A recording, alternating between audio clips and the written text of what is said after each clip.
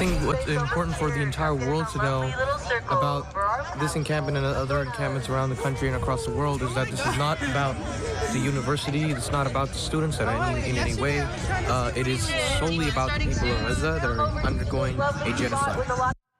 Student-led pro-Palestine protests continue across the nation and here in the Bay Area. Tents now cover the Quad campus at San Francisco State University. Similar to statements being made at other college campuses around the country, these protesters say they're out here to push university officials and U.S. officials to disclose expenditures the college may have with foreign investors. At issue is the balance of free speech and student safety.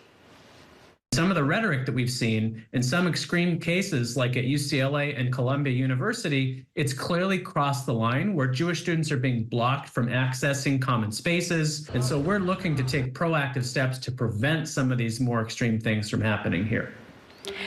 Now, SF State did release a statement saying they will respect the students' rights to protest and will work to keep everyone safe. A similar situation is playing out at Stanford, where demonstrators have been camping since last Thursday. And Stanford is where we find Crown 4's Lezla Gooden, who is live for us tonight with the latest. Lezla, quite an encampment there.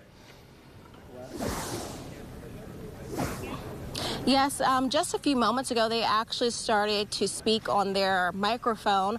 It sounds like they're talking about what to do if you are detained while protesting. Now, I've been out here all afternoon speaking with student protesters and non-protesters, and the student protesters tell me that they do have some concerns when it comes to those violations that the university has been speaking about, but they would like for them to be more clear about those direct violations.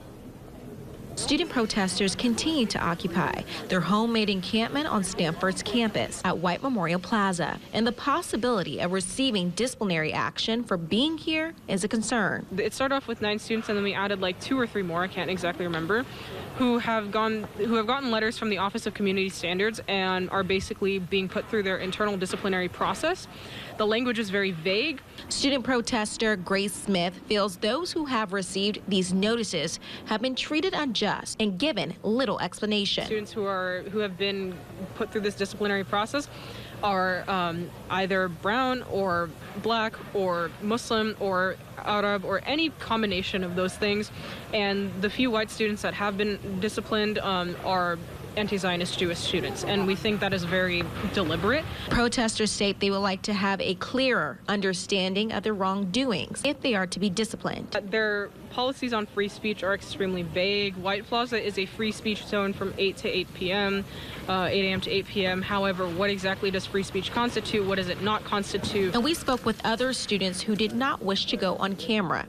One freshman tells me he doesn't believe the university should punish students participating because they aren't disrupting day-to-day activities on campus, but others feel differently.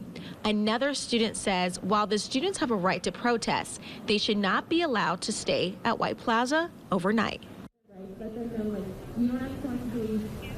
And we also reached out to the university directly to hear about what their next steps are regarding this encampment, but also if they've had any contact with students on these potential violations, but we haven't heard back as of news time. I'm in Stanford, Lezla Gooden, Crown 4 News.